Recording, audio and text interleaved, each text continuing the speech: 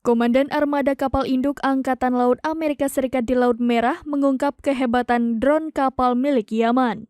Drone itu telah dikerahkan ke Laut Merah untuk mengincar pasukan Amerika Serikat. Drone yang paling ditakuti itu pun sulit untuk terdeteksi dan sangat mematikan. Dikutip dari AP News, hal ini disampaikan oleh Laksamana Muda Mark Miguez, Komandan Carrier Strike Group 2, tempat Eisenhower berada. Diketahui bahwa kapal induk USS Dwight D. Eisenhower dan kapal perang yang menyertainya telah menghabiskan 4 bulan di lautan. Mereka bertahan di laut untuk melawan rudal balistik dan pesawat tak berawak yang ditembakkan oleh Houthi.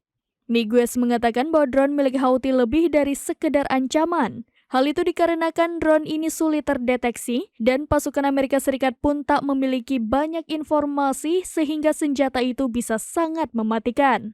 Diketahui Houthi telah menembaki kapal militer dan komersial Amerika Serikat sejak 17 Oktober 2023.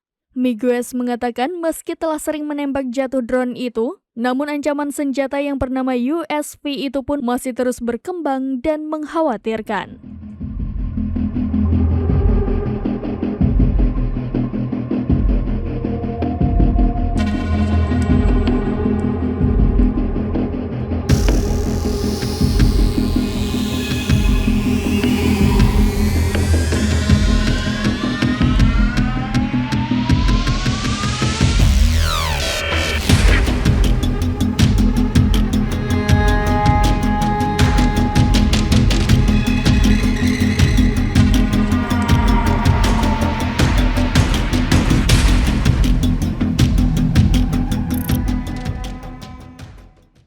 Download Tribun X sekarang, menghadirkan lokal menjadi Indonesia.